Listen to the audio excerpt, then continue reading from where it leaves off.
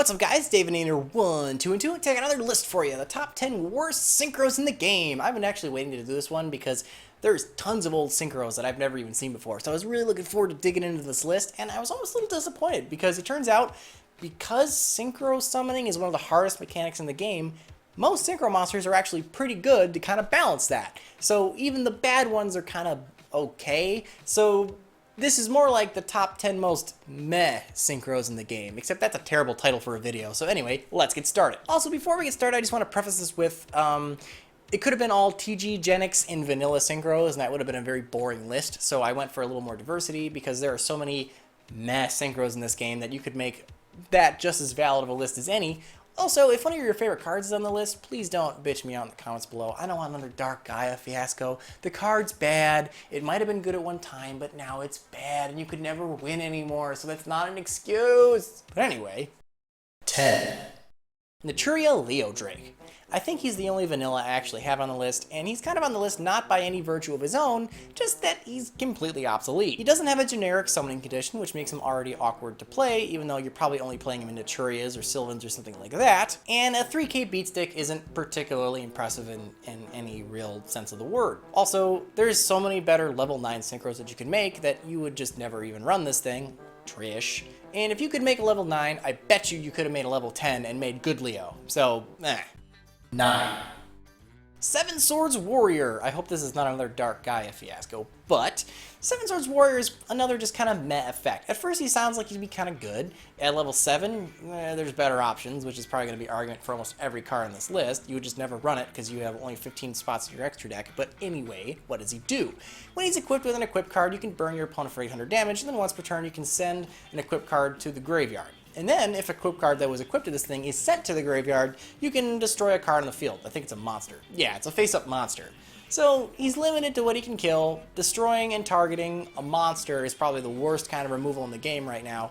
And the fact that you have to trip it with an equipped card means he's slow and clumsy, and a 2-card combo in a combo that was already probably a 2-card combo because it's a synchro monster. Yeah, it's just, you'd never run it. 8. TG Halberd Cannon. Okay, here's another one I feel like I'm going to get a bunch of shit for, but please let me explain. The card is crappy. Like, it's bad. It's just a bad card. It has the same summoning condition as Quasar, but it's not nearly as good, which makes it pretty much, why would you play this instead of Quasar, other than get into our time machine here. This is before the 5Ds collection release, so you were poor and couldn't afford Shonen Jump Quasar, so you were playing this instead? That's not an excuse for this being a good card, that's just an excuse for using it. It's bad. Its effect is okay. You get to negate the summon of a monster, which is fine. And when it's sent from the field to the graveyard, you can special summon another TG monster. Who cares? He's like shitty Quasar. So just play Quasar. Or the new one. Both are better. 7. Black Feather Dark Rage Dragon. Woo! This is a really weird one because it's got a really cool name and a really blah effect. Now, if you could just mill 5 cards off the top of your deck, he'd probably be a solid thing, because think about it. What cards would make this thing? It's a level 8 dragon. It's either zombies, which would like to mill, or Lightsworns, which like to mill, or Lightsword zombies, which love to mill. So this one would be really, really good, except it can only do it if you're burned for damage, or possibly battle damage. You just have to take damage to activate its effect. Weird, like that's weird. And like Black Wings, which are the deck you'd think would run this because it's like a Blackwing monster, not really, but kinda. They wouldn't. Why would they want to mill their deck? They're gonna mill Black Whirlwind, and that's gonna be terrible. So this card's just weird. And there's so many better level 8 dragon synchros in this game that you would just never waste space in your extra deck for this thing. 6. Mist Valley Thunderlord. Another one of those, it's okay, but I would never run it kind of cards, which are pretty much every card on this list. What does he do? Basically, you can, once per turn, bounce a card you control, and this thing gains 500 attack. Woot. Guess it's a quick effect, so that's a thing. But, he's just kind of blah. I feel like the only reason why you'd ever use him is for the bouncing effect, not for the attack boost. Like, you'd almost use him as like a means to an end, to bounce something you want to play again, or use again, or needs to be back in the hand for uber mecha combo. But on his own, he's just kind of blah. Like, he's not very good. 5. ally of Justice, Light Gazer. Here's another one I wasn't sure if I'd put on the list, but then I was like, wait, it's just a beat stick. That means it's terrible. Because in this game, right now, this is how we're considering the list, not 10 years ago, because we don't have a time machine, we can't go back and play past formats that anyone cares about. This card is blah. It's just blah. It's not very good. It's just a big beat stick. It gets to be a bigger beat stick for every light monster in your opponent's graveyard, but being a beat stick against light is a bad beat stick because every light deck has Honest. So now what you'd probably use this against is Light Swarms because they're gonna have a lot of lights in the graveyard, or Boojins because they're gonna have a lot of lights in the graveyard. Both of those will have no problem getting rid of this thing. So it's a waste of space. 4. Cosmic Fortress Golgar. Alright, I felt kind of bad about putting this guy on the list because I'm pretty sure it's Alien's boss monster, but that deck is so far from meta, it's not even funny. I get it, rogue tier for life, but bear with me here, the card's terrible. At 2600, it's a decent beat stick for level 5, that's a thing, but it's so very not generic that only aliens can play it. Once per turn, you can select any number of face-up spell or traps, bounce them, and then you can distribute 8 counters to the field to every monster, equal to the number of cards you bounced, and then you can spend like 2 8 counters from anywhere to destroy 1 card on the field. It doesn't target, I think, so that's a plus.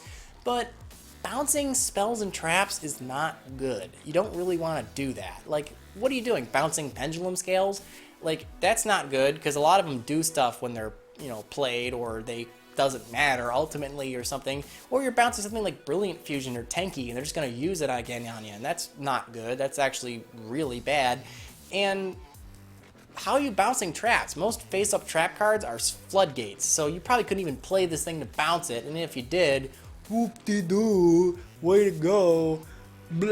It's just so blah. It's like gobbling out of the frying pan. You just don't want to do that. It's not a very good way to counter a spell or trap. 3. See Dragonlord Gitchell Node. Okay, at first I was like, okay, this card's not terrible. Then I was like, wait, no, it's actually bad. And not by anything of its effect or its stats per se, it's more its summoning condition. It requires a very specific level of non-tuner, a level 3, which means it has to be done with a level 2 tuner. There's no other way around it. So it can only be made by a very specific combo of 2 monsters, which means it's a little hard to play, and then if a deck could even meet that requirement, wouldn't play it because its effect is so bleh. Basically, when a level 3 or lower monster is sent from the field to the graveyard, this thing's attack becomes 3000. Ugh, it's almost good. If it was level 6, Burning Abyss could make it. Like, they would be like Rubik and something else, and then Synchro summon for this thing, and then just like play any of their Burning Abyss. It would auto die, and this thing would get its a boost. It would be really kind of a cool way of getting out of big beat sticks, which Burning Abyss sometimes has a problem with, and they don't have to play Acid Golem. But it's a level 5. It's so awkward and weird. And like water decks wouldn't even make it, because I think a lot of water tuners are level 1, like all the good ones you'd want to play. Because I think Dewdark is level 2, but that's an Ice Spirit. No one's gonna run it because no one can make it. It's just really, really awkward for a really blah effect. 2. Thunder Unicorn. This card's terrible. It's really stupid. It's another one of those, it could OTK if you really believed in the heart of the cards, but it'll never do it because it's so blah. Level 5 is not the worst thing, but he's not generic, so that makes him immediately annoying to play. You'd play this in like Raccoons, I guess. Basically, what you can do is during your main phase, you can make one of your opponent's monsters lose attack times 500 for every monster that you currently control. Woot, I guess. And then this thing is the only thing that can attack that turn. What? You mean its effect gets better the more monsters you play, but you can only attack with this thing? That's stupid. It's like, okay, maybe if your opponent's got really low life points, this thing might be able to kill them if they have literally like 2,000 life points left, so this thing can just slam over like a 200 attack monster or something. But that's not good. There's a million other level 5s you would rather make than this thing. Armades, Taster, so blah, this thing's blah. Cause level 5 seems to be a battle phase level for Synchros, and this one is probably one of the most meh. The only thing you can really use it for is for his buddy Tricorn, and even that's kind of dumb. I was actually gonna think about putting Unicorn, Bicorn, and Tricorn on this list, but I think Unicorn's probably the worst one. Honorable mentions! Before we hit number 1, I do have some honorable mentions I wanted to talk about because I did find them kind of interesting, even though they're generally kind of crappy. First up is Psychic Life Transfer. Okay, she's not very good. You can banish a Psychic from your graveyard to gain life points.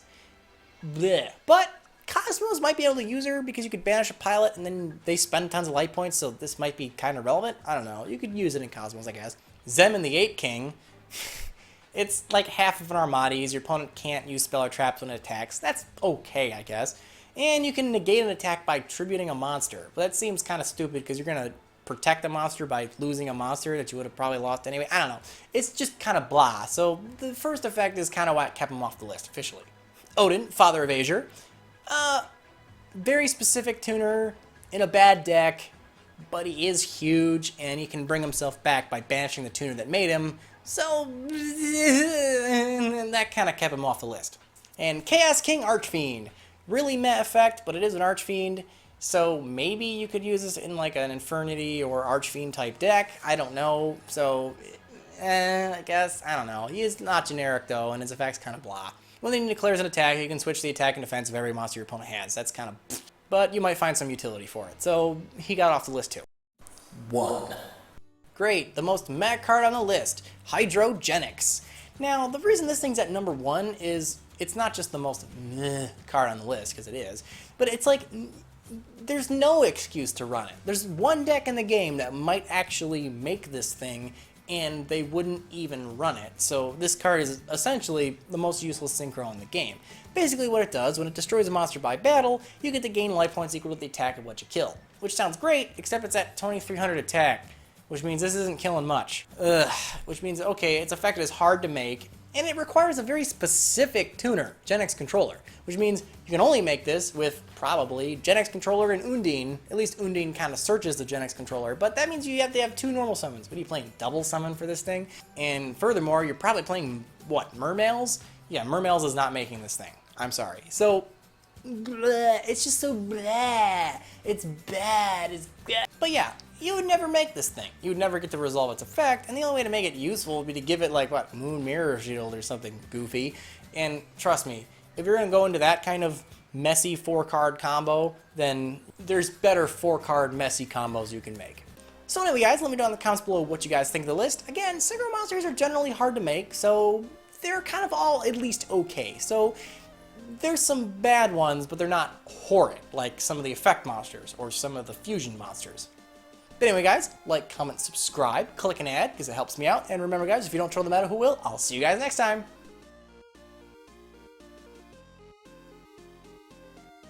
What's up, guys? Daminator122, and I got an underrated card for you today. Today's underrated card is, Final, Geese? Final Geis. I think it's Final Geis. Honestly, I have no